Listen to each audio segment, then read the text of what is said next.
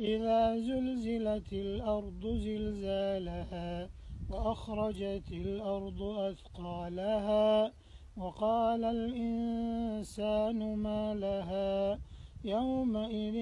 تحدث أخبارها بأن ربك أوحى لها يومئذ يصدر الناس أشتاتا ليروا أعمالهم فمن يعمل مثقال ذرة خيرا يره ومن يعمل مثقال ذرة شرا يره.